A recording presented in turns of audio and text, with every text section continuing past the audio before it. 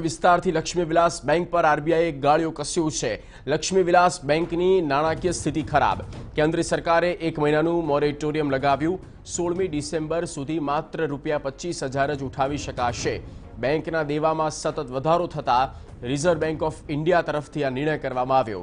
92 વર્ષ જૂની લક્ષ્મી વિલાસ બેંક કે જે રાજ્યમાં ઘણા શહેરોમાં આવેલી છે, અમદાવાદ, આણંદ, ગાંધીધામ, ગાંધીનગર, નવસારી, જામનગર, સુરતમાં પણ બેંકની બ્રાન્ચીસ આવેલી છે। લક્ષ્મી વિલાસ બેંક કે જેની નાણાકીય સ્થિતિ ખરાબ થઈ ચૂકી છે અને તેના કારણે એક રીતે કેન્દ્ર સરકાર અને રિઝર્વ બેંક ઓફ ઇન્ડિયા તરફથી પગલાં લેવામાં આવ્યા છે અને કેન્દ્ર સરકારે 1 મહિનાનું મોરેટોરિયમ લગાવ્યું છે। 16 ડિસેમ્બર સુધી ₹25,000 જ ઉઠાવી શકાશે। દીપેન પઢિયાર, સંવાદદાતા ફૂલ એમ્પ। દીપેન, જે લક્ષ્મી વિલાસ બેંક છે તેને દેવું સતત વધી રહ્યું છે, હવે કઈ વ્યવસ્થાના ભાગરૂપે રિઝર્વ બેંક ઓફ ઇન્ડિયા અને કેન્દ્ર સરકાર આગામી પગલાં લેશે? જગદીશ, યસ બેંક બાદ વધુ એક બેંક છે તે નાણાકીય સંકટમાંથી પસાર થઈ રહી છે।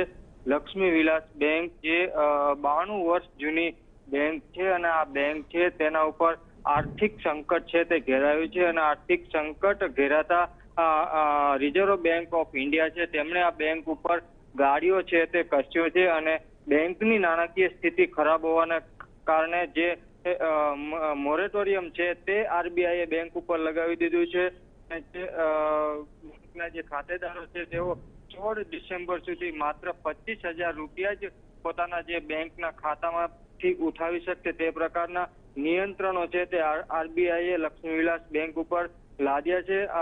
અમદાવાદ શહેરમાં અને ગુજરાતમાં આ બેંકની અનેક શાખાઓ છે તે આવેલી છે। અમદાવાદ શહેરની વાત કરવામાં આવે તો નવરંગપુરા ખાતે આ બેંકની જે શાખા છે તે આવેલી છે। આ ઉપરાંત આણંદ, ગાંધીધામ, ગાંધીનગર સહિત નવસારી, જામનગર, સુરતમાં પણ આ બેંકની શાખાઓ છે તે આવેલી છે। તો 92 વર્ષ જૂની આ બેંક છે તે આર્થિક સંકટમાં ફસાઈ છે અને નાણાકીય સ્થિતિ ખરાબ હોવાના કારણે આરબીઆઈએ આ બેંક ઉપર નિયંત્રણો લાદી દીધા છે અને જે બેંકના ખાતેદારો છે તેમના ઉપર નિયંત્રણો લાદ્યા છે અને ખાતેદારો છે તે 16 ડિસેમ્બર સુધી પોતાના ખાતામાંથી માત્ર ₹25,000 જ ઉઠાવી શકશે। જી જગદીશ। બિલકુલ દીપેન, આભાર તમામ માહિતી આપવા બદલ।